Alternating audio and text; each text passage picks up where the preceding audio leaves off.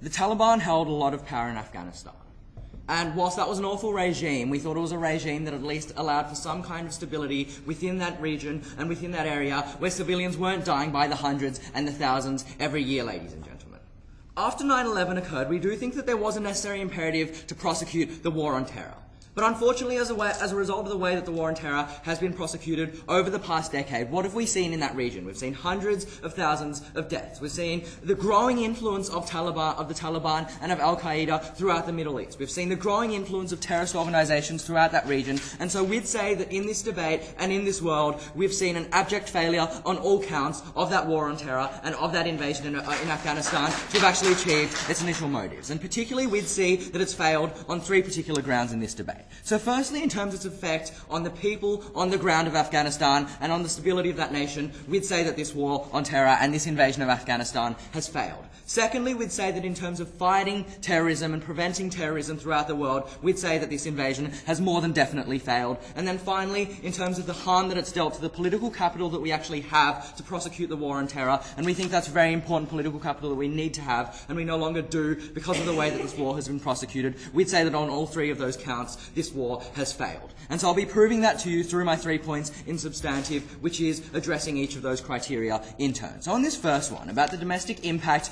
of this invasion of Afghanistan and the terrible harms that we have dealt to the people in Afghanistan, we'd say that most abjectly and most obviously, the civilian deaths that have occurred in Afghanistan are absolutely abhorrent. Under the Taliban regime, we do concede that that regime was awful. We do concede that there were lots of abuses of human rights. But we'd say that people were dying nowhere near the scale that they currently have and nowhere near the scale of the casualties that have occurred since we've invaded Taliban. What have we seen? We've seen that as a result of misguided attacks by the West in that country, we've killed hundreds of thousands of innocent civilian casualties. What have we also seen? We've seen that we incentivized domestic terrorist organizations to actually inflict attacks upon its own people, to actually inflict attacks that create a sense of artificial instability, create a sense that the West is doing awful harm in that region, create a sense that people are dying, and in fact create a reality that people are dying. We don't think that that's good enough, and we don't think that that's a good outcome of this invasion of Afghanistan. What do we also see? We've seen that we've destroyed the domestic economy of Afghanistan, because quite simply, when a nation is at war with itself, when a nation is at war within itself, there are no jobs, there are no economic opportunities. We've destroyed the prospects of the Afghani people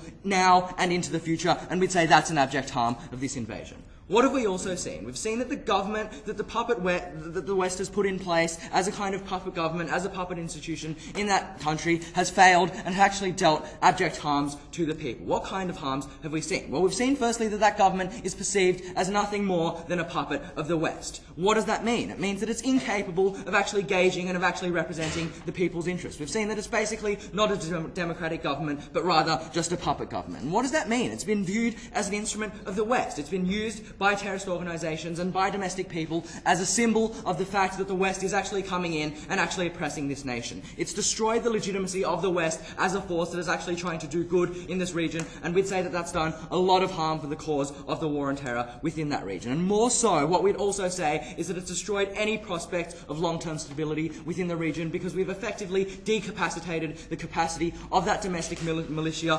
decapacitated the ability of that government to actually protect itself, to actually enforce its own independent and domestic security, and to actually protect itself from the forces of terror that exist within that nation. We don't think that that's good for the long-term prospects of that country, because as soon as the West pulls out, then effectively what's going to happen is that Afghanistan is going to collapse. We don't think that's good enough. On this second argument then, about how we failed to actually fight terror, the idea is that even though we might have driven out the Taliban, even though we might have driven out terrorist organizations from within from within Afghanistan, all we've done is driven them to other places within that region. We'd say that Taliban still exists. We'd say that the Al-Qaeda organization still exists. And we'd say that they actually exist on a far grander scale than they did when we went into Afghanistan 10 years ago. Where have they gone? They've gone to Pakistan, they've gone to Yemen, they've gone to other countries within that region, where in all likelihood and in all reality, they have far more sway and far more power than they ever did when they existed in Afghanistan. Why is that? Like countries like Pakistan, where they've managed to infiltrate all levels of the domestic security institution, the ISS. They have unprecedented power, unprecedented access to intelligence. We don't think that's good, that terrorist organizations are getting more powerful. What do we also see? We see that they've moved into nations like Pakistan, where they have far more sympathy from the people, and indeed far more sympathy from the government. We don't think that's good, that we're empowering these terrorist organizations. And moreover, the single biggest harm is that they've moved into nuclear active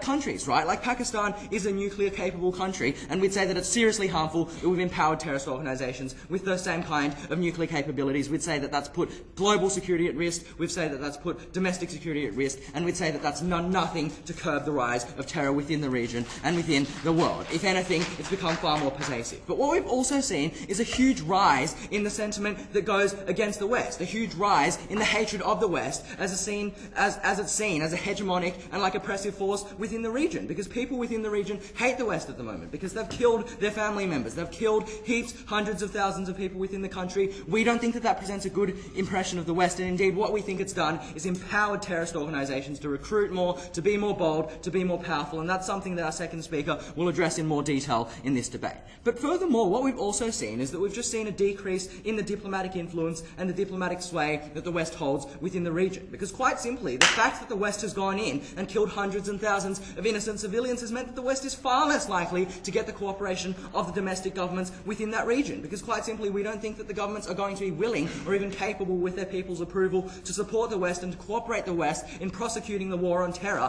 when what those governments have seen and what those people have seen is that the West has come in and killed their fellow country people. We don't think that that's been very good for the interests of the West at all within that region, and we don't think it's good for future cooperation that we think needs to exist for the war on terror to actually be successful.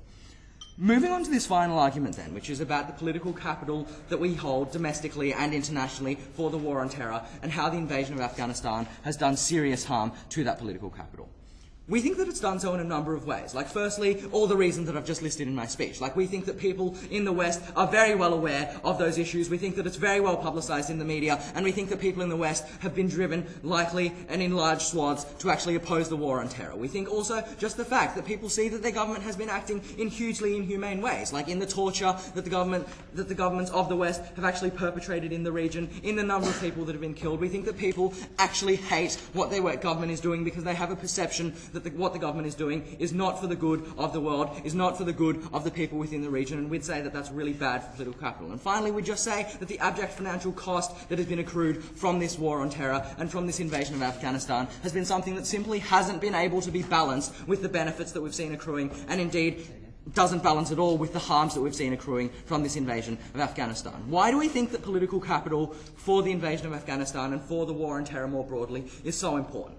Because we think it is important in this world that we do protect global security. We think it is important that we do have the capacity as governments of the West to actually protect global security, to actually curb the rise of terrorism and to protect people across the world from terrorist attacks. And we think that when you diminish the political capital and the capacity for governments to go on action policies that actually effectively present terrorism, then what you've effectively done is decapacitated the ability of those governments to protect their own people and to protect the people of the world. Because we've failed to actually prevent terrorism, and furthermore, because we've actually abjectly harmed the people on the ground of Afghanistan and of the region, we were very proud to propose.